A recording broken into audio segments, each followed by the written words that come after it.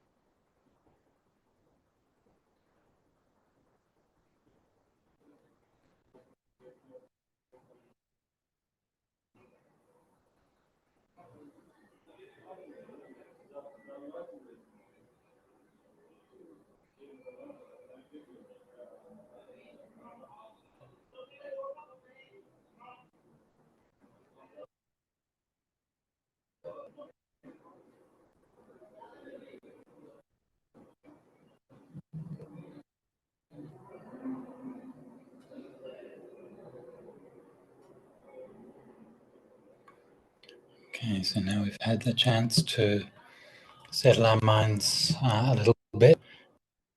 We'll begin with the talk.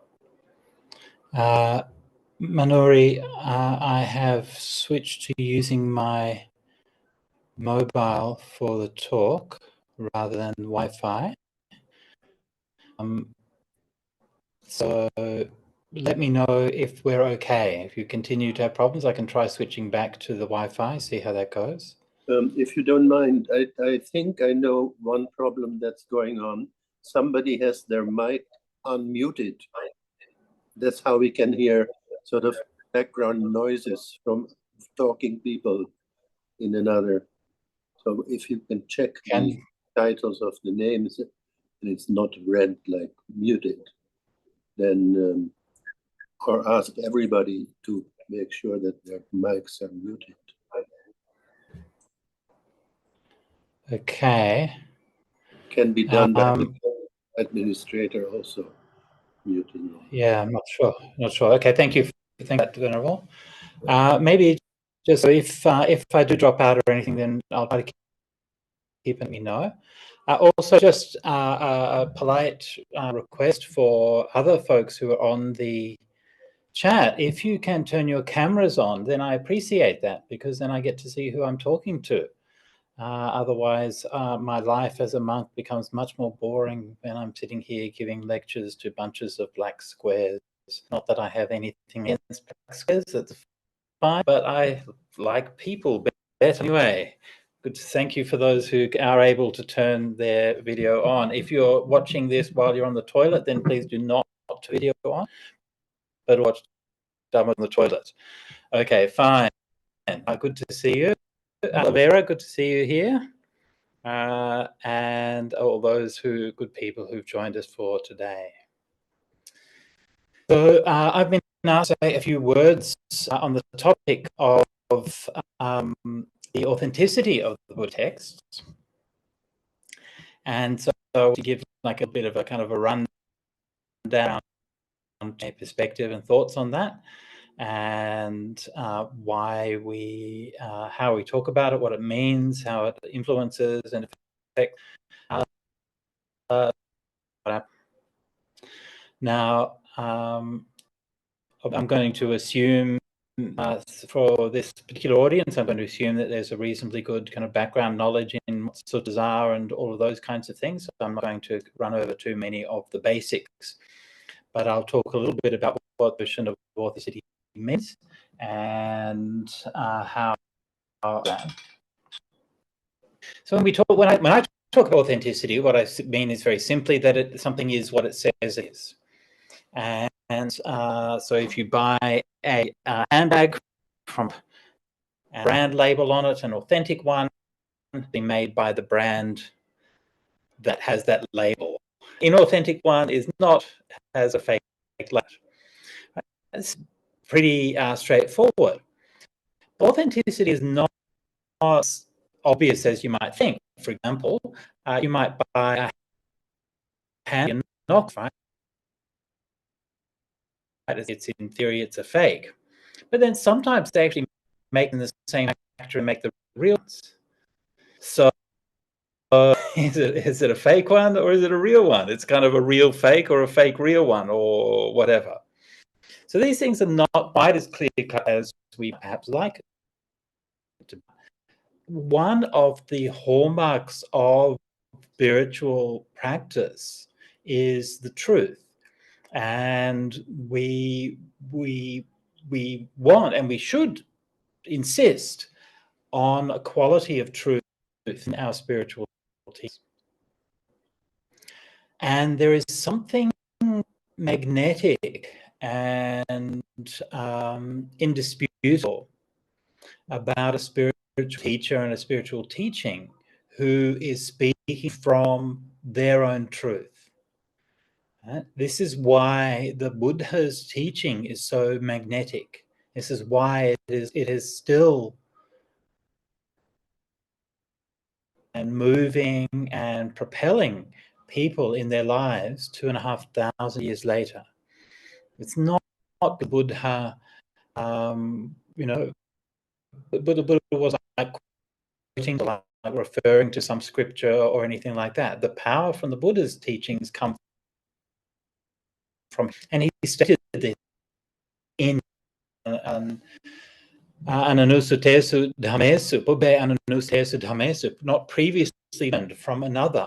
So these are things that he hadn't learned from some kind of oral tradition or something like that. So when we read the Buddhist teachings, and they have that ring of authenticity to them. Of course, we live in much later times, and we live right now in the latest period of Buddhism that has ever existed. Right now, this is the latest form of Buddhism that has ever existed as happening. For this, now this one here is even later than that one previously. That the Buddhism in the present is the latest form of Buddhism. So we're not doing the same thing that the Buddha. And I'm sorry, we kind of like to imagine that we do, but there's too many things that are different in the time and the place, and everything is different. Of course, when I say everything is, I mean human nature isn't that different. Human nature is still the same or still similar, and so that's why these teachings still speak to us. So for my practice, this is something that I have found to be very systematically true, is that when I encounter Buddhism, or kind of speak lots of different things, and everybody was claiming that what they were saying was the Dhamma. Okay, that's fine. Sometimes they would say different things. Sometimes they would contradict each other, or maybe not contradict, but sometimes maybe give very different kind of approaches or perspectives. Some of the things that people would say raised question marks for me, and they would be.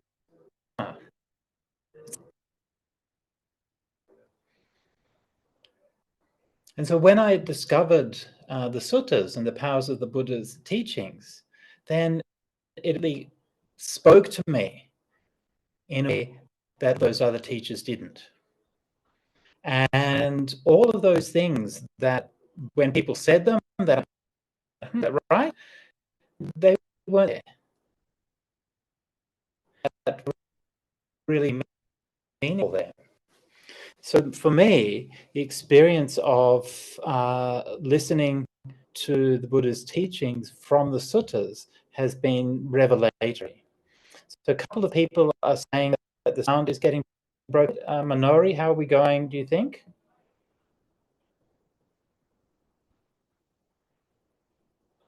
Yeah, should we keep going? A bit of a break, yes, but not too bad. It can be followed, yes, but it's could be better. Could be better.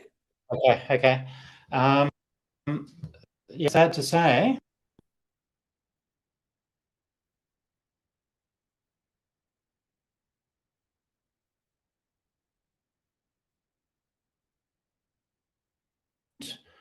And I am going to try to switch back to, I've rebooted the Wi-Fi here. I'm going to try to switch to the Wi-Fi. The network stable is on my phone. I'm going to try switching to the Wi-Fi, so I'll probably disconnect for a minute, but don't panic, okay?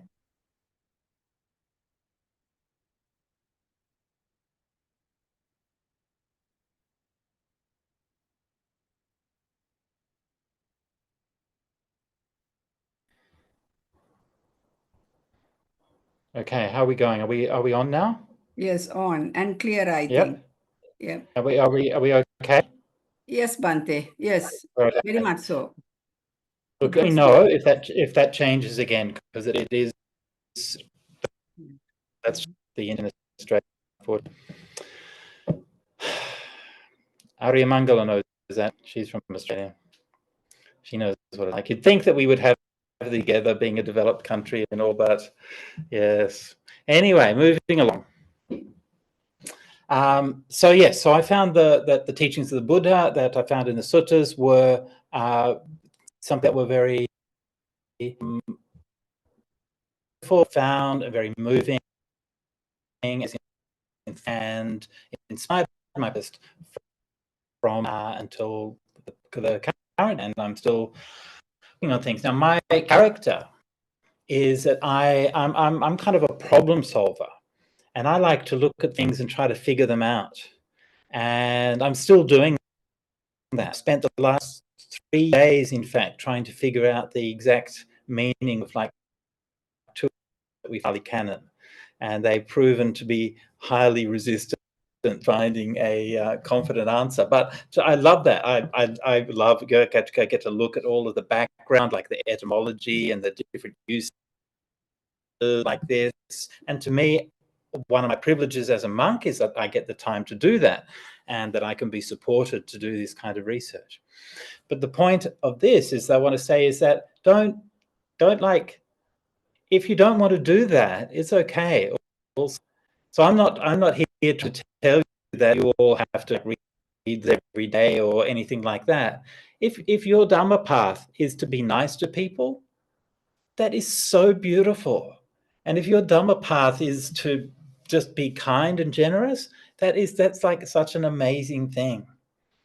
And whatever if your path is devotion, or your path is service, or your path is meditation, or whatever your path is, I think personally, I always get inspired. I don't everybody doing the same thing I'm doing. I just do it because I like doing it, that's all. And then I also like to get the chance to share some of the things that I learn with people. So don't feel like intimidated, or don't feel like you have to sort of spend your life studying suttas and learning Pali grammar and all of these kinds of things. It's there if you want to, but we just live the path that we want to. But one of the things that studying the suttas does do is that, like, if you want to learn, say, basic Buddhist teaching, you want to learn like Four Noble Truths, Independent Origination, and Noble Eightfold Path, and Anicca Dukkha, and the 5 aggregates, and so on and so forth, then those fundamental teachings are found within the Dhamma teachings of all the Buddhist schools. And you can find those teachings and you can learn them no matter where you are, right? Those basic teachings are there. But what's interesting for me in the suttas is to see like how the Buddha is engaging with people, is responding to people, is dealing, like, not necessarily like a doctrinal summary, because we have stories, thousands of people made summary of the teaching of the Buddha. But what for me is those things in a summary, the thing that express something about the Buddha's personality, like how would he respond to a specific person in a specific place in a specific time. And those kinds of things are where it really, for me, it really comes to life to look at what the Buddha was teaching. Now, most of them on this, I'm going to assume, are probably Buddhists by faith. And so people who believe in the Buddha's teachings. Maybe some of you aren't. If you're not a Buddhist by faith and you're on here, then welcome. We are really happy to have here. And just so you know, I don't want to convert you. Whatever your path is, good on you. Be a good person and live a good life. I'm not trying to convert anybody, but just like be happy. And if you want to learn from them, that's really good. The same thing the Buddha had. Another thing we learned from the suttas. The Buddha didn't go around trying to convert people. We see in the suttas where one of the senior supporters, Jains, comes to the Buddha, he talks to him, and he says, I want to follow you, rather than the Jains. And what does the Buddha say? The Buddha says, well, wait, be careful. Don't be, for a prominent man like yourself, you should be in a hurry to it, to think about it before you go. And then when he didn't convert, he said, make sure that you honor as well as to the Buddhist. This is the Buddha's attitude. He's not trying to win converts.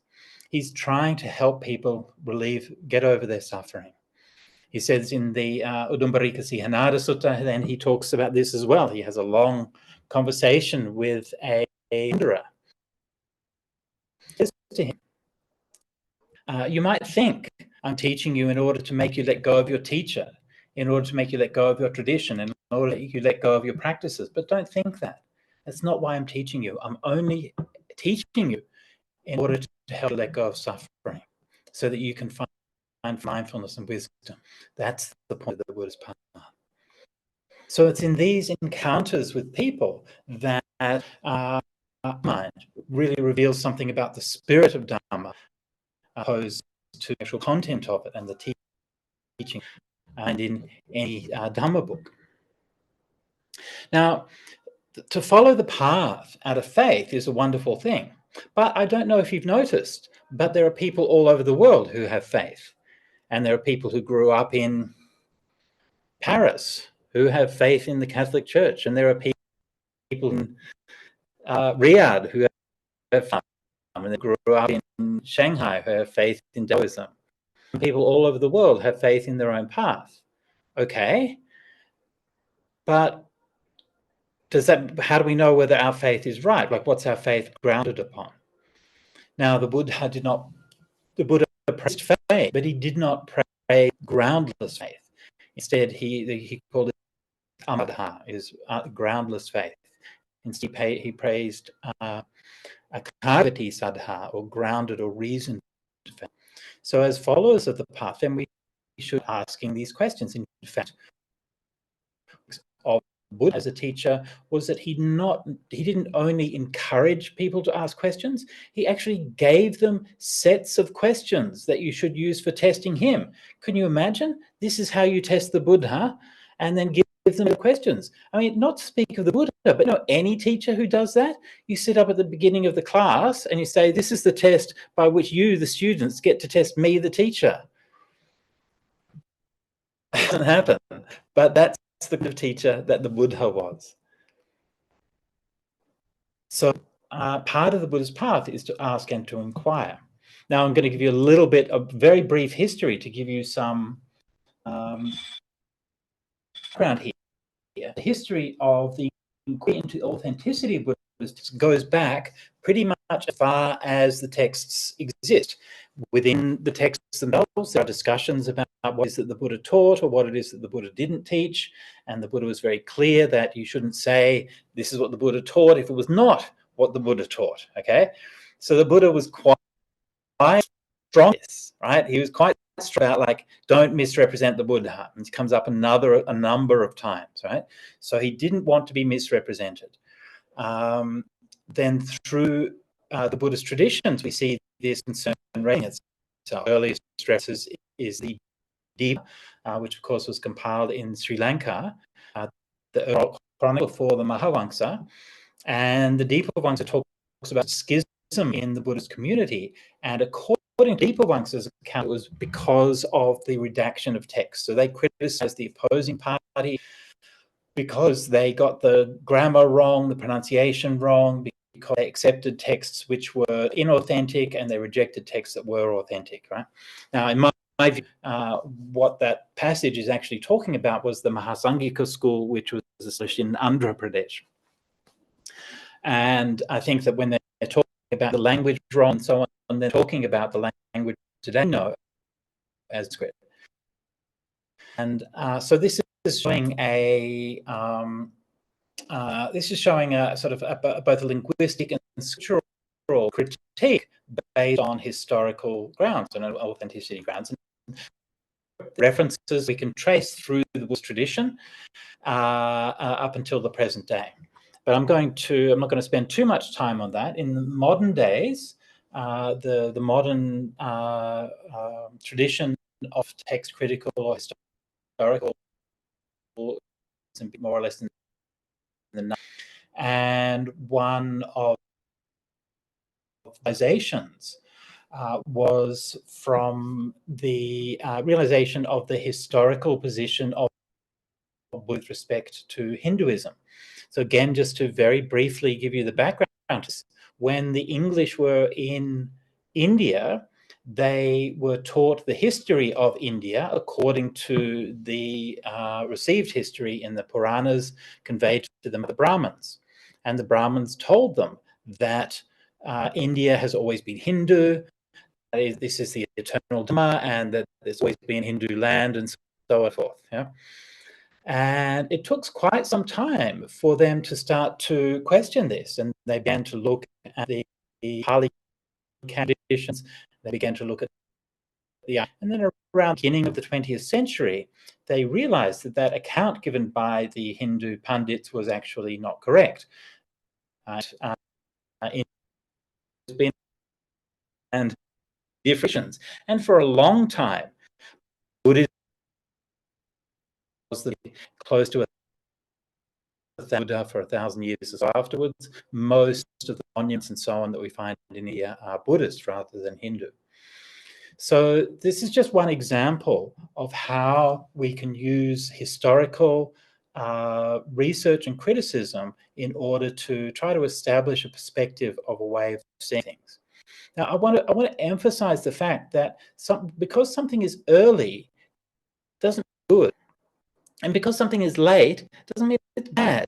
If late meant bad, then the words that I'm speaking right now would be the worst words that have ever been spoken, because they're very late. They're right in the present. So it doesn't mean good. These are it's just a matter of understanding a historical perspective, right? When we look at the Buddhist traditions, what we see is the evidence of the living communities who are practicing the Dhamma and applying the Dhamma and trying to live the Dhamma in their own time. That's all. And like us, they were just doing the best that they could. And they're not necessarily perfect, just like we're perfect. Historical perspective ends with that kind of understanding that things will change, which should be really basic to the Buddhist worldview.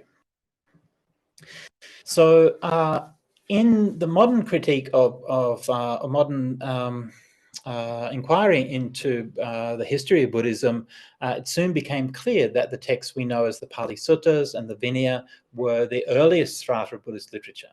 And it also became fairly early established that these texts, while best known from their Pali version maintained from the Mahavihara in Anuradhapura, are also similar foundations in Chinese in the Agama texts in Chinese, as well as to a lesser degree texts found in Tibetan and in Sanskrit. And so this was the comparative study of different texts, which was begun again in the 19th century, and then put on a firm foundation by a series of originally Japanese in the century. Later on, the Taiwanese master Shun, who worked there, and in the contemporary times, of course, Venerable Analio has been the expert in doing this kind of research, and comparative research, and looking at the Buddhist canon from different perspectives. What the overall find is these things are most, and that the differences tend to be in minor details. I mean, that's a far too brief summary of a complex topic, but generally, so that the Agama Suttas we find in Chinese are, for the most part, similar to the suttas that we have in English. And the differences, when they do occur, are usually things like, say, the structure of in which things are taught, or maybe thing in which the sutta takes place, or something like that, rather than being major differences in the actual teachings. So again, I'm relating a little bit with the modern study of suttas. In to 1970s and 1980s, then there was a shift in the way that Buddhist texts were perceived and were studied by certain scholars, certain international scholars, and a shift towards a more skeptical approach based on fashionable ideas of postmodernism. And without going into that in too much detail, but basically a lot of scholars, led by an American scholar called Gregory Chopin, decided that these were inauthentic. There was no reason to believe that the Buddha taught them, that there was no reason to even believe that the Buddha existed in a kind of extreme way, or that the texts that we have were systematically rewritten to suit certain sectarian agendas. And so what that has done is that has led through, in major places, to essentially the rejection of the study of early Buddhism at all. And I know that for most of you here will probably be surprised, maybe bewildered to understand this. But if you're trying to study Buddhism in America, in American universities, there is virtually nowhere where you can study the Pali Canon or Buddhism or early Buddhism or schools or Asoka or literally in the first 500 years of Buddhism really almost doesn't exist in American Buddhist study. Of course, there are a few exceptions, but generally speaking, that's the case. I find this to be a completely ridiculous situation and completely untenable. And Gregory Chopin's work in this particular area is terrible and has been rejected roundly by all these who actually know about it. He is not. But nonetheless, so my point is not to critique Gregory Chopin's work. I'm happy to give some more background on that if you like. But the point is to say, well, Buddhists, rather than being kind of offended or dismissive about this, what actual grounds do we have to think that these texts are authentic? Now, there's no one no one magic bullet that can what they call smoking gun that can prove. That's a very bad metaphor for this particular place. I should think of a better one, but I'll move ahead anyway.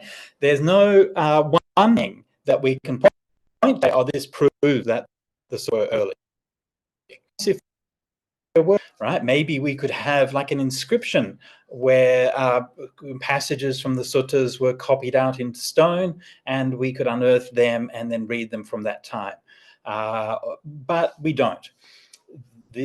So there's no archaeological evidence for Buddhism until basically in the I mean, there may be a few bits and pieces here and there, but basically the Asokan era, about 150 years after the Buddha, is the first major archaeological evidence for Buddha, and that does indeed contain direct references to detailed Buddhism.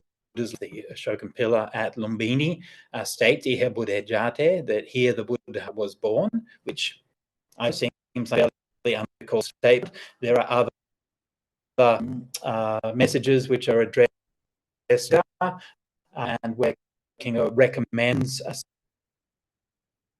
series to study, so on. So there's considerable, there's not like a huge amount in the Asokan inscriptions that directly deals with Buddhism, but there's a number of direct references, as well as just the whole milieu and ethical background of King Ashoka is obviously informed by Buddhism. So that's the first major archaeological concrete evidence for Buddhism in ancient India. So what reason do we have to think that Pali can was established earlier? Don't have dates on things, unfortunately. The suttas say ekang samayang, right? So if you know, all the suttas, of course, begin ekang samayang bhagava savatiyang viharati. So the Buddha was living at Savatthi.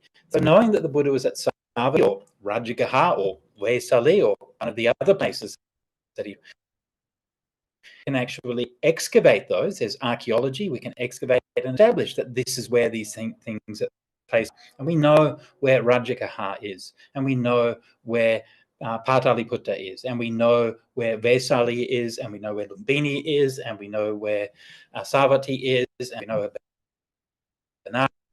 These things with a high degree of confidence. Of course, there are we don't. Most of the main places in the early Buddhist suttas we know with a high degree of confidence. But what the suttas don't tell us is about when that took place. Ekang samayang, at one time. Unfortunate. Would have been nice if they had put a date in there. And this is what we see when the scriptures were taken to China, that the Chinese were still about putting dates. So when they translated the text into Chinese, they would always put the case imperial reign or something like that. And so then if you can date the kings, then you can date the translation. But in the Indian texts, we don't have that kind of dating, unfortunately. So how do we do it? How do we actually know these things are authentic or not? Well, as inquirers, then first of all, we have to admit that we don't know anything 100%. All right, that's one thing. The second thing, which I think is interesting, is that having a particular concrete piece of evidence is necessarily the best way to say that something's true.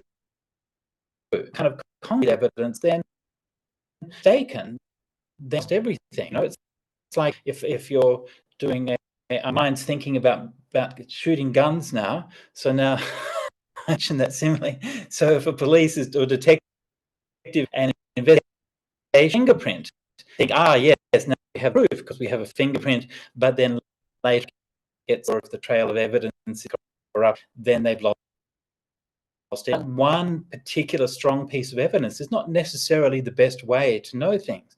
And in fact, in science, it is very commonly the case that scientists will come to an understanding of things from one specific piece of information, but from many knowledge, decisive, but taken together are most and powerfully explained hypothesis. Right? So this is really the kind of thing that we're saying when we're talking about the authenticity of the Buddhist text. If you expect one thing that's going to prove it, then you're really asking the wrong kind of question. There are countless things. One of those things might be wrong, but all of those things taken together point into a certain direction, and they are simply and very rationally explained by the basic hypothesis that he lived in northern India, that he was a spiritual teacher, that he taught, and he gained a community. His community recollect words, pass out, organize them, and that was the basis of the canon that we have today. I'm not saying that literally every word in the canon that we can show must be authentic and exactly what the Buddha said. Stepping beyond the evidence. If you believe that from faith, that's okay. Believe that from faith. But the evidence is strong enough to say that literally every word comes from the Buddha. We can say that those teachings and those texts do seem to come from the time of the Buddha, and there are many different reasons why that is. Going to go and list a few of those reasons for you now. Take this as being a comprehensive list. In our book, The Authenticity of the Early Buddhist Texts, we compiled a list of many hundreds of instances that we believe support this case. And there are many which actually, in subsequent research, which I've also found, I'm planning to do at one time, if I live long enough, hopefully do a follow-up to that book with all of the things that I've found since then. Anyway, okay, let's go through a few things that we can point to. One of the things that's interesting is the political situation. So we all love politics, don't we? And since everyone hates politics, we can't stop talking about it. So that's the problem. Just to let you know, we had an election today. We're hoping that we're going to still have a country by tomorrow. Should be. Actually, elections in Australia are generally very peaceful and very nice. There are three main characteristics to Australian election. There is voting. One has to vote. Number two is that you have preferential vote. You vote whoever you like, and your vote is never wasted. And number three is you get a sausage when you vote. And they call it the democracy sausage. So you can go and get the, and that's a nice way of celebrating with a barbecue when you vote. And in case there are vegetarian, vegan options we can find if you want to get a vegan democracy sausage. Okay. So that was today, time of India, of the Buddha. So one of the things that we know is that there were 16 nations, right? They're called the 16 Mahajana. Some of those are well known, like Kosala and Magadha, Republic, and so on. Others are much more minor or only barely known. But 16 major nations, and so the Buddha was constantly walking from one place to another.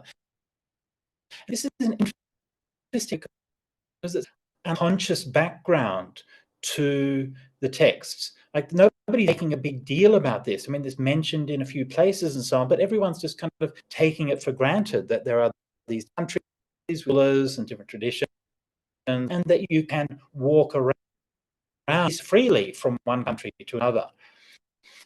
So that situation, the 16 last, and in fact, it was already falling apart when the Buddha was dying. So we see this in suttas like the Mahaparinibbana Sutta, where King Ajahn of Magadha is wanting to invade the Vajjis, and Kosala had been at war with Magadha.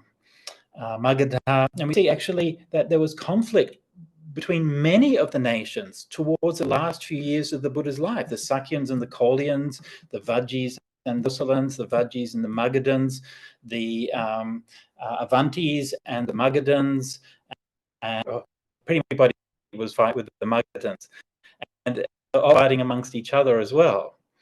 And so, that situation was falling apart, all right? And we have a fairly good idea why that situation was falling apart, I think. If we fast forward 100 years from the time of the Buddha, the very different situation. 100 years Alexander the Great arrived in the northwest of India, which had Macedonia conquered everyone in front of them. And they arrived in northwestern India, and they saw the might of the Indian king, the armies of elephants, and their soldiers looked at those and said, no, thank you, going home. That's what stopped Alexander's progress. And so at that time, most of India most of northern India was under the rule of one king, and the realm of the 16 Janapadas had already gone. And that process was starting in the time of the Buddha, Magadha ending, a couple of decades later, Aryans, and then by the time of Ashoka, the entire realm of modern India, including much of Bangladesh, Pakistan, and Nepal, was all under the rule of King Ashoka, the world's biggest empire at that time. And so the situation that was really fragile. What was it that changed? Well, I think the main thing that drove change, international trade. In the time of the Buddha, when the Buddha is talking about luxury goods, when and Kasi is Varanasi, and Varanasi was the center of trade. They were wearing Chinese silks, right? A couple of hundred years later were, but at that time they weren't. And actually the area in which the Buddha moved and in which the Buddhist culture and trade was happening was only within northern India. But within 100 years later, all that area was unified. The trade routes were established and was established with Greece and Rome to the west, and soon later and shortly later with China to the east. A radically different national situation that emerged only long after the Buddha death. The Janapadas would have almost all amalgamated under the Nandas within a few decades of the Buddha's death. So the Buddha is speaking and with a political situation that only lasted for a fairly short amount of time. So this one as of Buddha's being in that time. Another detail that we can point to is the presence of what they call northern black polished ware. Very pottery, right? It's just some scratchery. One of the two pieces of evidence we have from that time. And northern polished ware is a kind of fine pottery. It's a clay. It often still holds to this day. And you can see northern black polished ware, and it still shines today.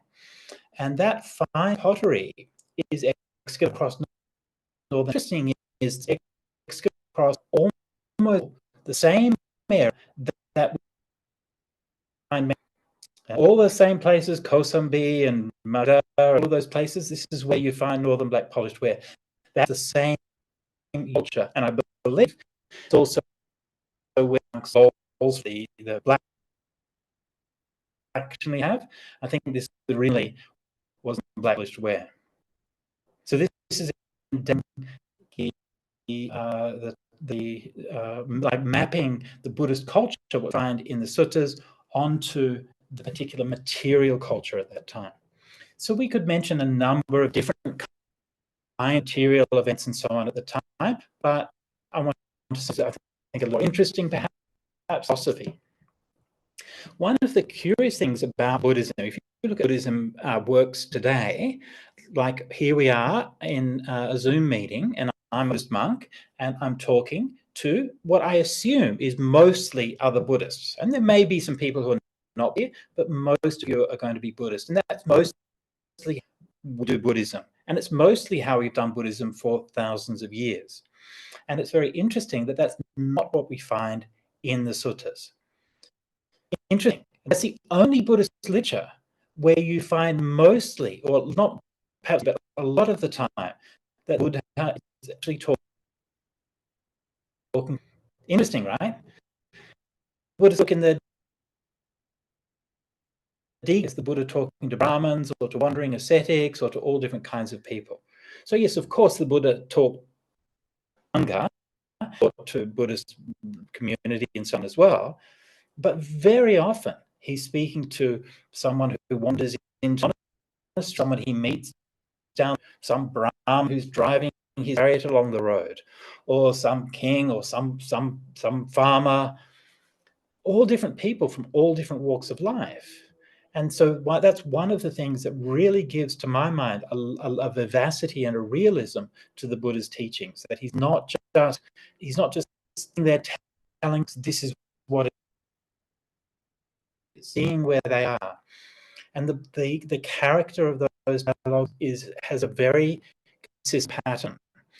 If we look at how the Buddha engaged with people who are not Buddhists, they always have the Buddha has a very characteristic voice. Number one, he finds something in common. Yeah, that's number one. He finds something in common. And then he will move from there. Yeah, almost always. And he did that from the first sermon, Dhammacakkappavattana Sutta. He begins, what are the two extremes? The first one is the extreme of sensual indulgence. Yeah, that's something that he had in common with the 5 monks, the 5 ascetics. They also didn't do indulgence. Yeah, so he finds that common ground, and then he says, but also self-mortification, and that's where they're like, hang on, but that's what we're into. So this Buddha's rhetorical strategy, we see this countless times. Now, one of the things that I've been researching the past few years has been trying to look in more details to how the Buddha is responding to people with the beliefs and ideas at that time. And I found that it's very interesting because often I think that there are things that the Buddhist tradition has overlooked, which give more kind of specificity or more detail or more texture to what the Buddha is saying in that time and in that place. Part of this research was sparked by a young American scholar, Koch. And if you're interested in this word, I highly recommend Lauren's work. She did a PhD a few years ago. She won a prize for her PhD. It was such an excellent piece of work. But he wanted to look at the relation between the Dharma and the Pali canon. And so to do research, she went to Peradeniya and studied Pali and translated the Sutta Nipata, and then went to India and then took an apprenticeship and studied with a Vedic master in India as well. And then she wrote her paper. There are very few people who would go to that depth. And she did a really incredible job. And one of the things that she pointed out was that she found was that there was a lot of specific details in how the Buddha was talking about Vedic texts that would not just be like a vague reference. Like obviously we know that the third just Vedas or something in itself doesn't really tell us very much. But the Buddha was sometimes making very highly specific as to things that only somebody who was quite educated in that tradition would know. I'll just give you one example. the Buddha refers to the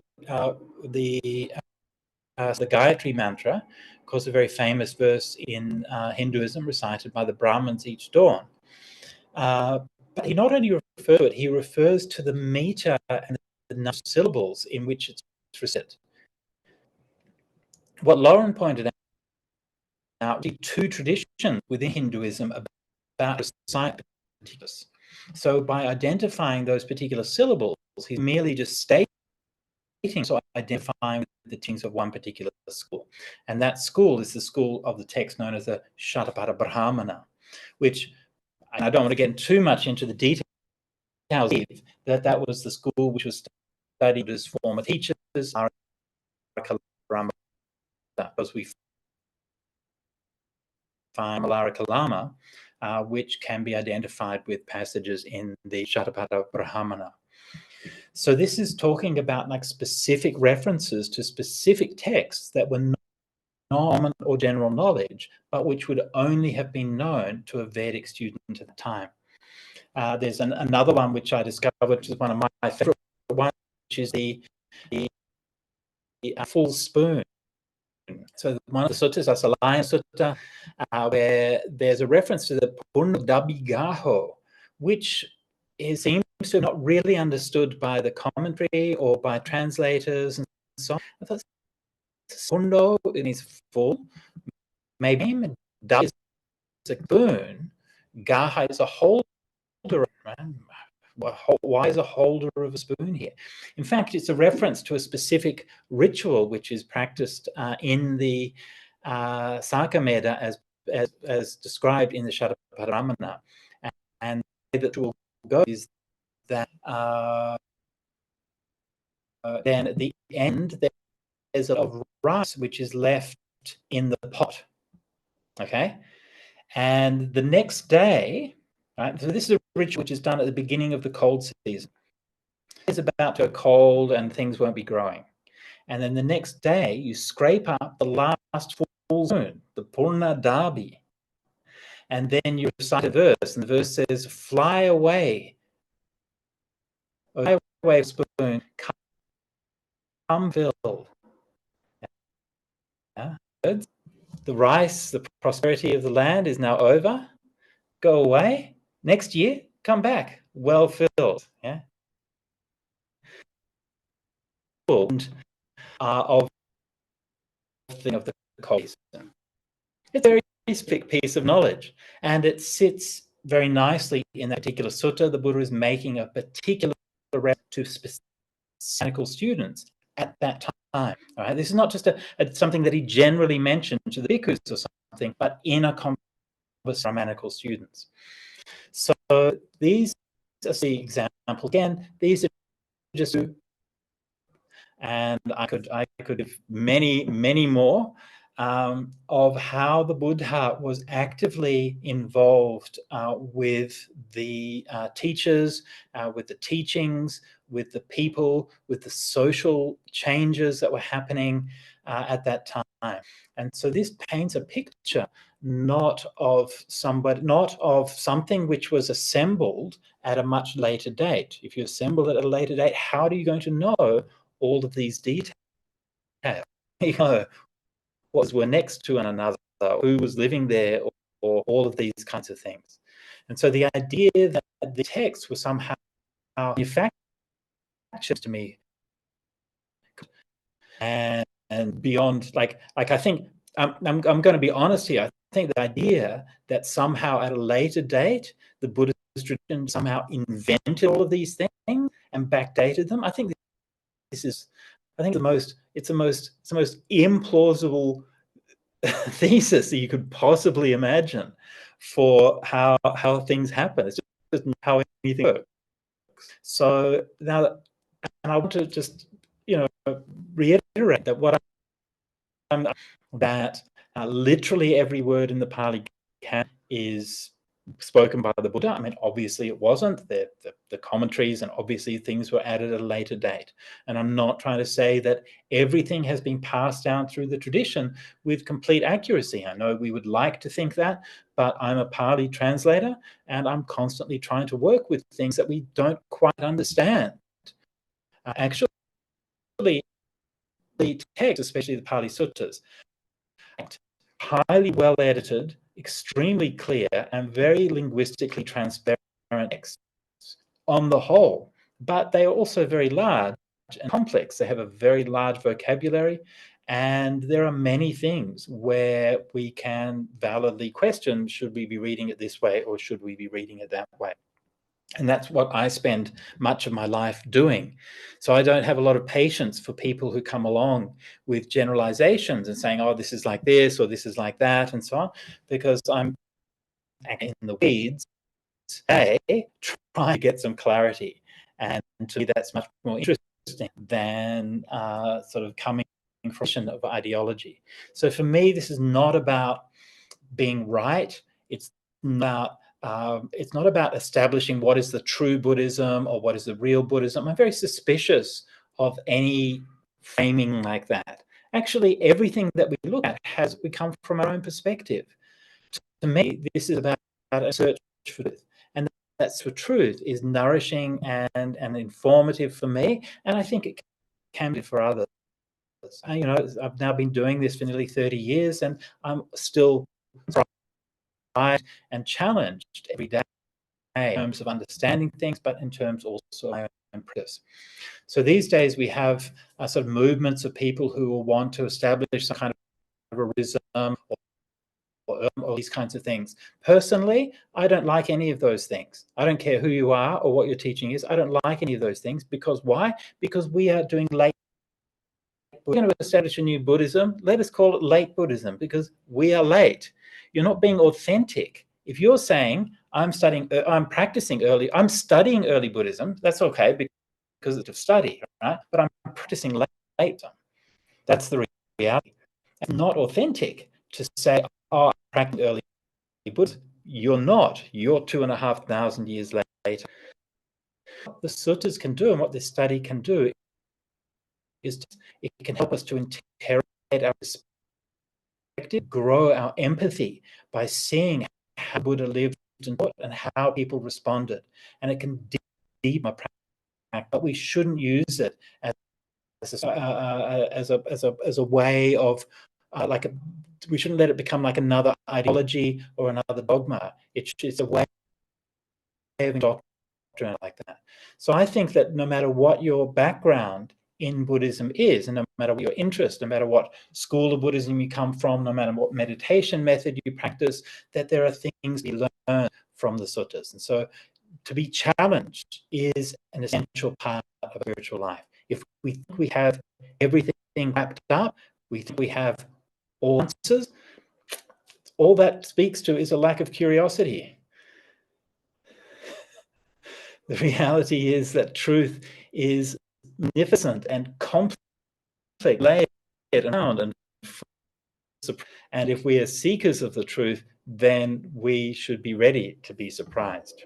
So I'm going to probably wrap up about there. Manori, I think maybe it's time for some questions. Yes, thank you, Bhante. That was really fascinating. There were some interruptions, and I can see Was there? There was due to the little breaking up. Some people have written here saying that they are missing some of the words, but I think we got very clear the gist of what Bhante was saying at least, and it wasn't too bad, but there were little breakups. Bhante, you had a recording as well. I wonder whether that is clear. Bhante is recording. We don't know, probably. Oh, who's recording? Bhante at the Ajahn Sujato co-host is also recording, I think. The way I see. I'm not recording anything. Not? Unless Steve recording, unless someone's on the same account, but I'm not recording anything. All right. It shows here that red dot. Anyway, doesn't matter. It says it's recording, but I didn't press record on anything, so I'm not sure what that is going on. anyway, it's very clear now, and it was very fascinating, and the way it was built, and it just shows that I was just thinking the British having got in there into India probably had a very good, has had some good response, the way because I think it was a man called James Prinsep who worked out the Brahmi script by looking at the coins. So, little things like that they have. And Alexander that Cunningham, broke who traced the archaeology as well. Exactly. So thank you very much. I'm sure there are a lot of questions from the floor. We are opening for discussion, please. Much as we hate to admit it, the bad. I mean, I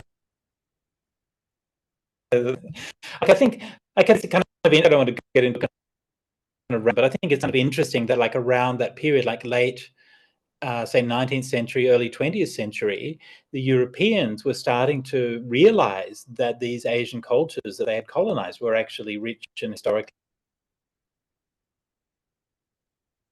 Yeah. See, it's not a direct influence, but of the led to civilization ultimately, by realize were valuable cultures. Yeah. Anyway. But yes, any questions? That would be great. Don De Silva has a question.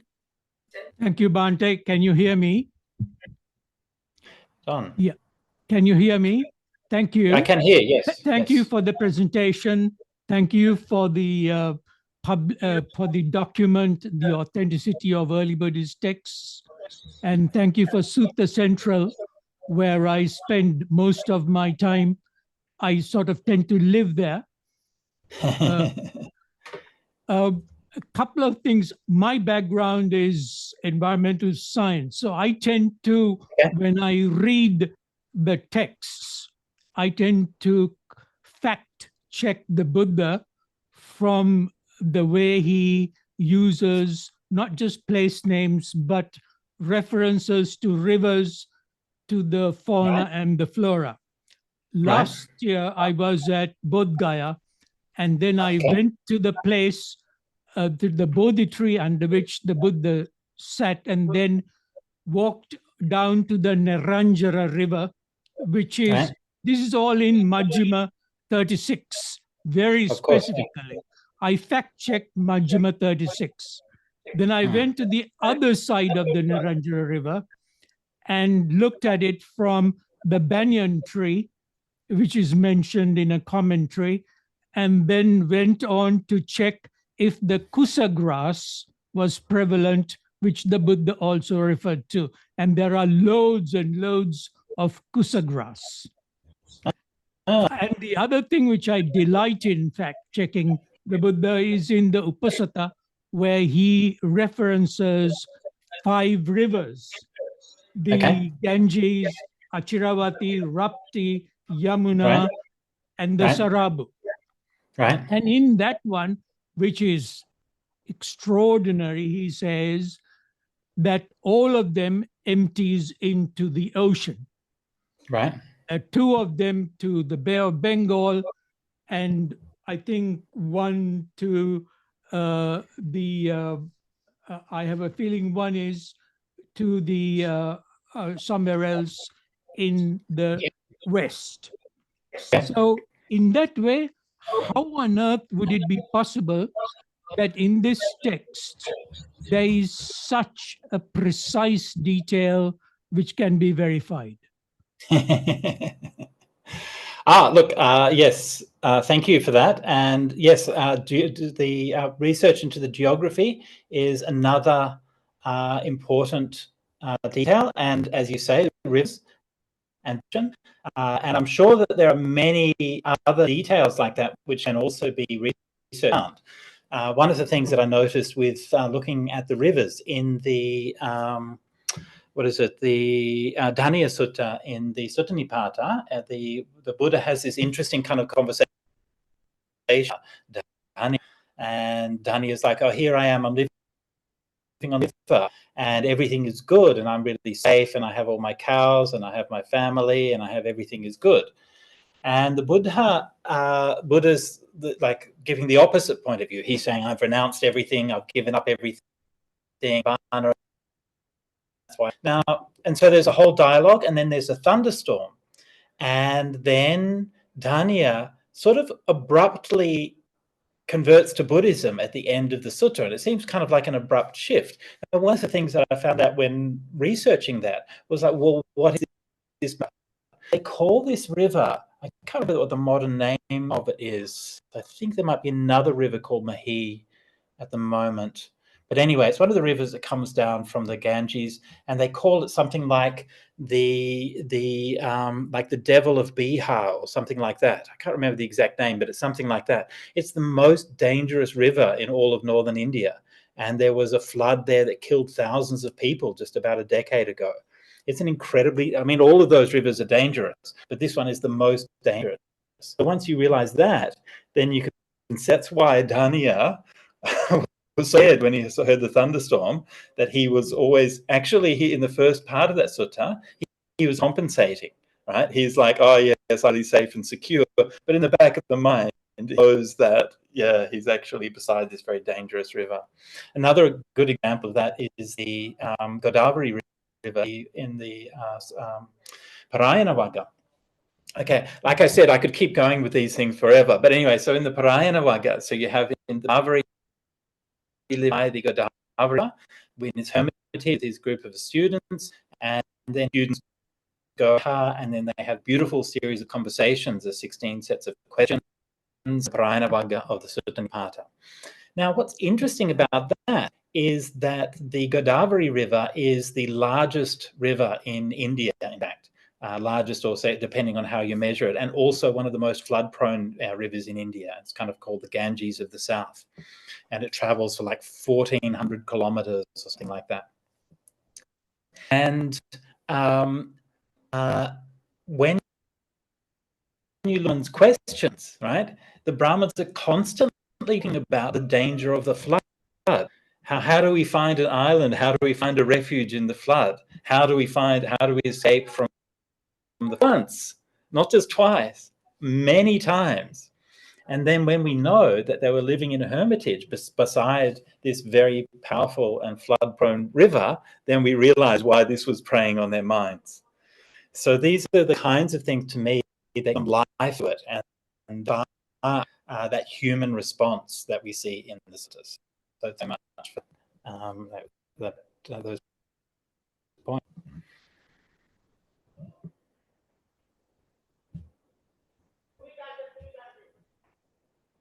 Thank you, Bhante. In the Mahi River is in the west. This is, I think, that's it empties into the Bay of Bengal.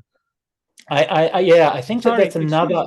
Excuse me. No. It goes, somewhere in the west. Yes. It does. Yeah. No, I think that's why I said I think that's another Mahi River. The Mahi River in Pali is called something else today. I can't remember what it's called today. Yeah. But it flows from the Himalayas down to the Ganges through what would then been Vieja and Vaji, but I can't remember the name of it anyway. Yeah. But it's very easy with Google Earth Pro now to fact check the Buddha's statements. Right? Yes, I like the way you think.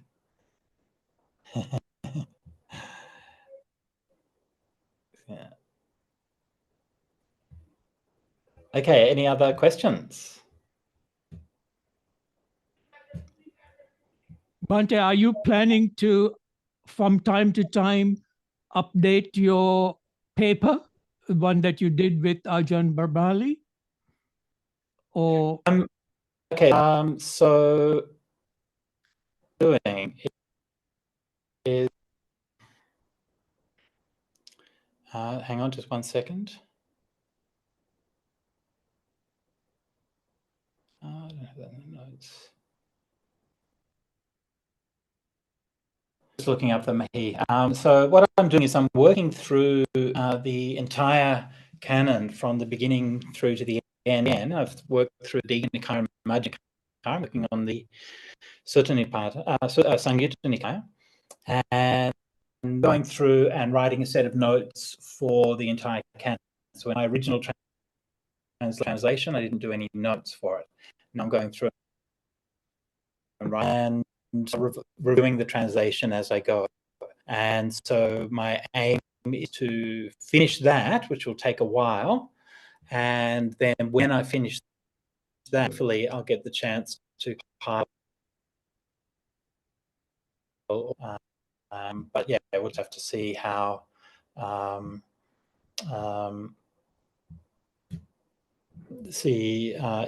long that takes to be able to get that done.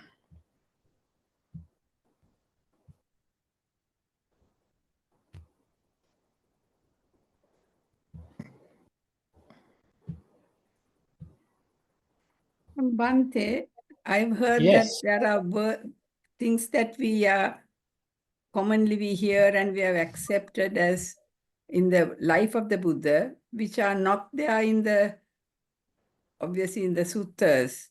So for example, the name Siddhartha. Okay. Is it? We do find Siddhartha. I think we do. Not certainly we don't find it clearly. Right. Sorry, I can't keep all of the details off the top of my head. Maybe not. Yeah, maybe not actually. Bhante, Shravasti, Dhammika. There is a sorry, there is quite uncertain with quite a few of the Buddha's family members' names as well. I think people were often called by different names, right? So people would address the Buddha in different ways by different people. So it's kind of understandable. Everybody here will refer to me as Sujato. Not many people call me lay name. And so these things can easily get lost in history. Yeah. So please continue.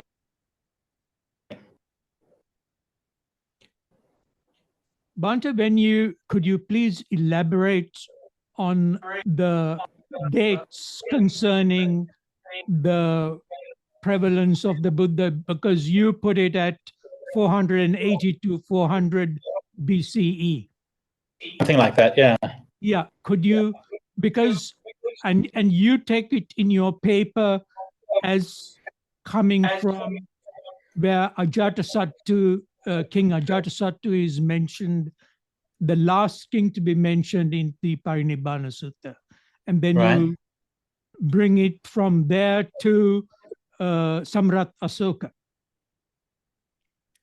Could you elaborate a little bit about the dates? Because the dates that, for instance, UNESCO presents would be 600 odd BCE and others generally, but you tend to use it as 480 BCE to 400 BCE. Can you please elaborate on that?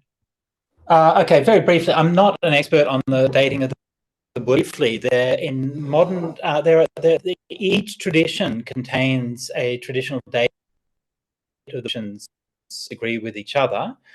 Sometimes there's more than one date within the traditions. Modern scholarship looked at those and weighed those up and around sort of beginning of 20th century. The consensus position that you mentioned there was propounded by Thomas Rhys Davids and others, and became more or less kind of accepted by default. Subsequently, people began to realize that the dates found in the Sanskritic and the northern texts were considerably later, 100 or so years later. The difference is how long Buddha and the advent of King Ashoka. And so then scholars in the mid-20th century had talked about what they called the long chronology, which was one that you referred to there, that was originally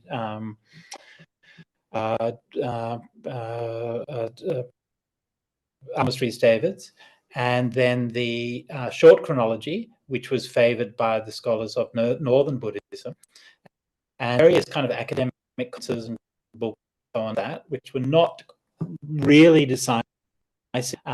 Then there was another Gombrich, who took a look again at the processes used by Rhys Davids, taking up some tips that he had left behind, and which argued for what they call a median chronology, which was kind of like a middle way but the short, and that's 20 or 30 has become more or less standard in academic studies of Buddhism.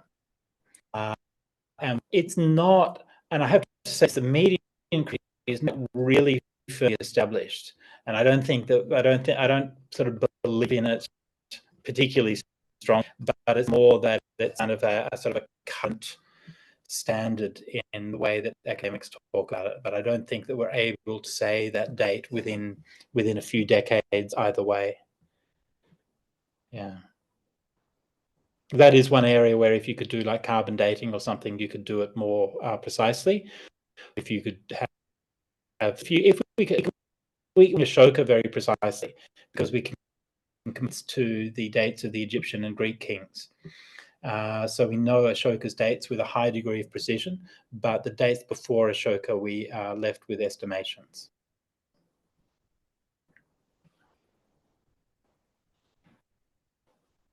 Sorry, Bhante, excuse me, I don't know where the hand went, so I'll just jump in here. Yeah, Bhante. Okay, so one of the things, that really works for me about these suttas is that I can relate to it as a description of a world, even though I like science fiction and dystopian futures as realistic. This is also realistic for me. And as you say, like, the Buddha's always talking with regular people, with kind of the variety, human beings and our minds, there's such a variety of different lives that we have. And then the reality of it is, as you explained, what we can see in the geography and also by the artifacts about the black pottery or whatever. These worlds are very much like that statement that, any Chinese student would study is, it's like the introduction of the Three Kingdoms romance. Okay. After a long period of unity, it's followed by a long period of disunity.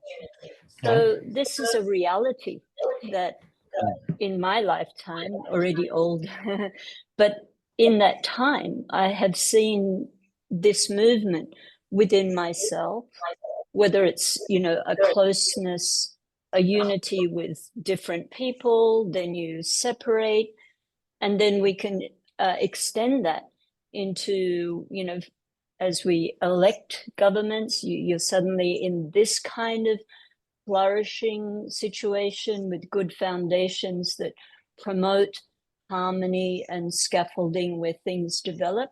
And then we also see movements again when things start to break up and have all the elements of disunity. And this is within the minds of people, and the artifacts are the societies and the worlds that we live in, right? Exactly. Yeah. Yeah. Thank you for that. Yeah, this is very much the case. By the way, I just want to let people here that Venerable Aryamangala Bhikkhuni has been a friend and student of mine in Sydney for like 20 years or something nearly. So I'm very happy and very proud to see that she's finally achieved her as Bhikkhuni. So that's very wonderful to see. Yeah. But yeah, so quite right. So when we talk about something like the pottery, so it's a good example, right? So pottery, fine. These days, we don't really think too much about that, right? You just buy some pottery down at the shop or whatever. You need a whole complex of social and lineages of learning, and there needs to be built highly sophisticated trades. Like I can pick up pottery bowl, ask me to make one. No, thank you. Develop work. So it means you have to have, among other things, an advanced fire to create the fire that's hot enough bull enough and so on. And so there's all of these things that you need to be able to do to be able to establish that kind of material world. And that reflects not just in the few material scraps that we have, but it implies a much larger social reality, and it implies that the teaching of the Buddha also occurred within that larger social reality, right? So the Buddha, I mean, just to say an obvious example, the Dhamma is not going to flourish in a time of destruction and war. Most of the time during the Buddha's lifetime, the countries were relatively peaceful and stable, and it's those are the conditions under which the Dhamma can flourish. So these things are much reality, and so we are one hand to few facts that we have, but at the same time to appreciate that this is part of a much greater hidden thing that we can only really infer or guess at.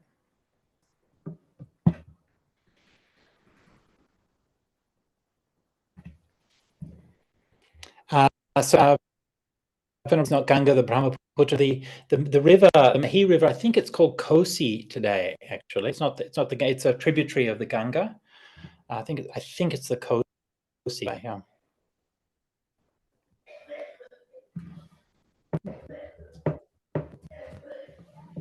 If there are no other questions, Bhante, shall we wind up now? We have taken the time. We can, of course. Shall we wind up with the Anumodana, Bhante? And if there are any other questions? Sure. In the chat, we have here Sudanta from UK saying, thank you, Bhante, for the very interesting perspective of the early Buddhist history, its context, and the political impact too. And we have Preeti saying, dear Venerable, happy to hear Dhamma from you. Manori, there was another question Dr. for Manori? Venerable Please go Abera. on. Gratitude. Yes, Venerable. Thank you, Venerable, for your Dhamma sharing today. So for the beautiful work you have done at Buddhist Center.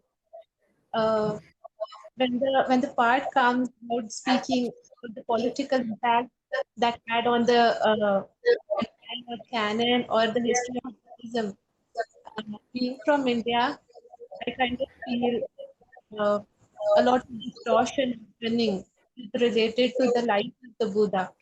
And there are also a variety of things that Hindu people add on to it to make it, to demean it kind of thing sometimes, which are very new at the same time. So it becomes very difficult to explain identity at that part. Okay. So how the things are being passed down to the different level of society, because not everyone is just, as you said, as at that time communicating with all sorts of people in general. So Yeah. like, how would you address that differences, or you deal with the situation where there is already a lot of mixing of how you say pollutants in like late or present Buddhism happening to protect it for further? Yeah.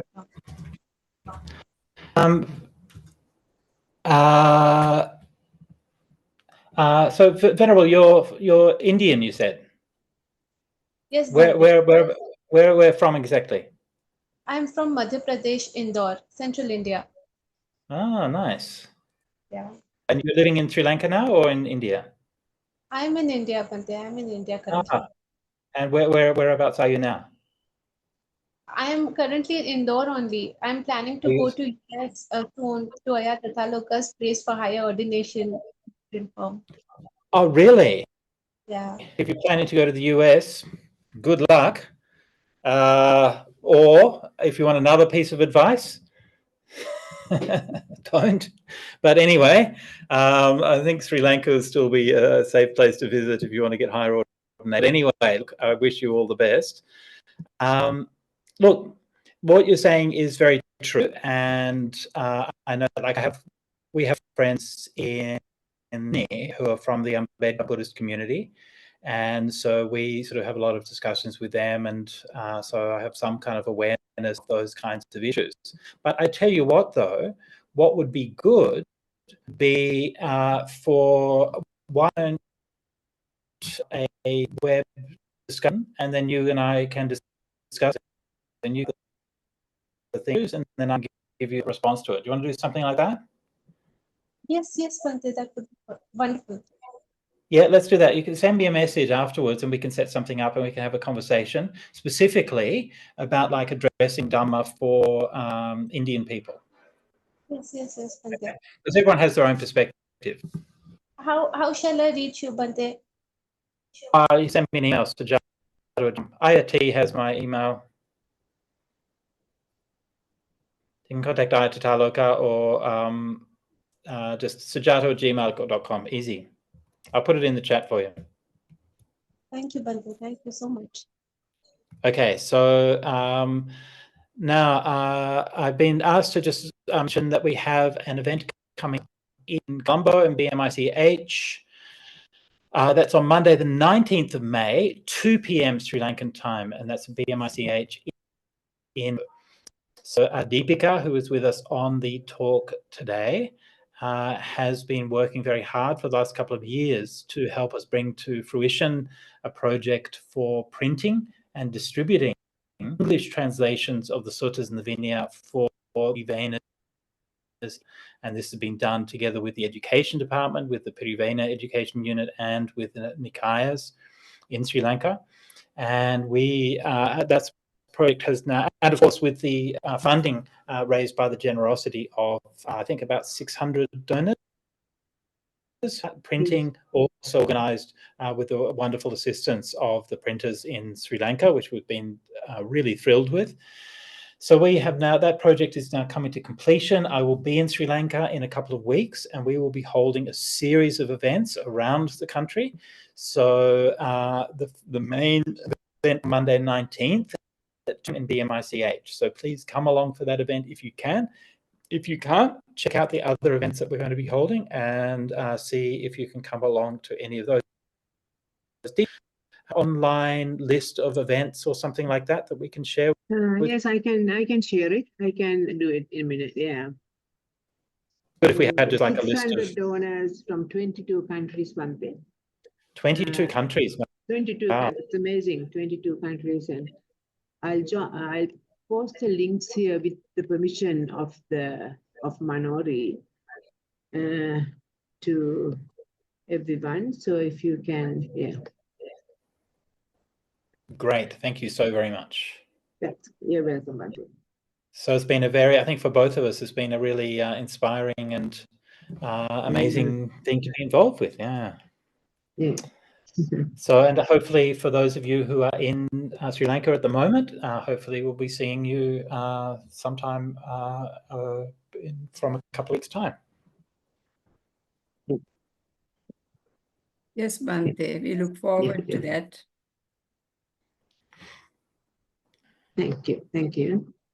Deepika, it has gone to all in our emailing list, but I think there are others who are gathered here who are not in our emailing list. So yeah, that's right. Anyway, it has filtered out, I think. Yeah. The message I've posted it here for everybody. Thank you, Manoti. Thank you.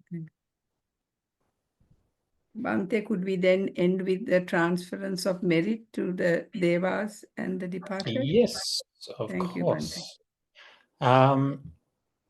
Would I be able to invite Venerable Mangala? Would you like to lead the transference of merit? Or am I putting you on the spot there? Sorry, you're muted there. I can do the Thai style if that's okay with you, and followed by the Akasata, which I know is the Sri Lankan style. Okay? That's right. Okay.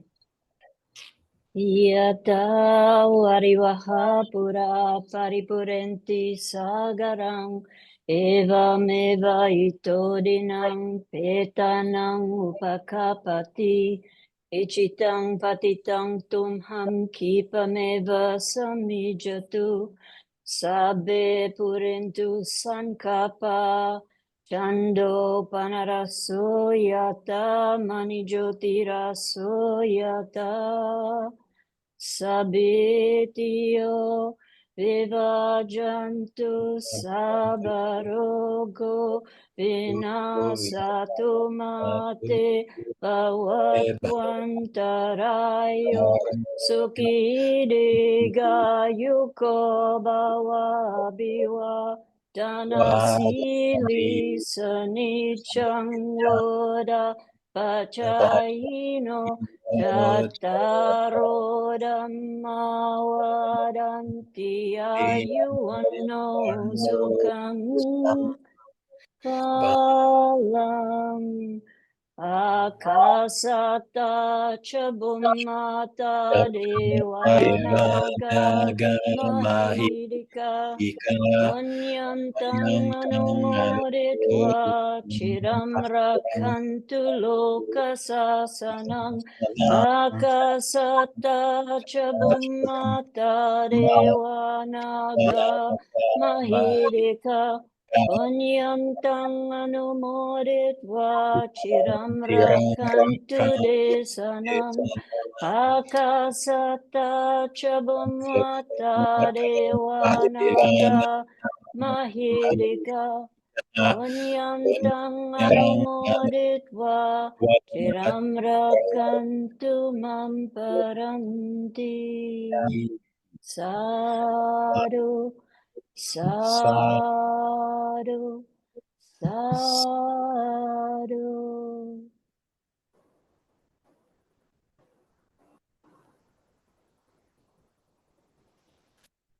Thank you so very much, Venerable. Thank you very much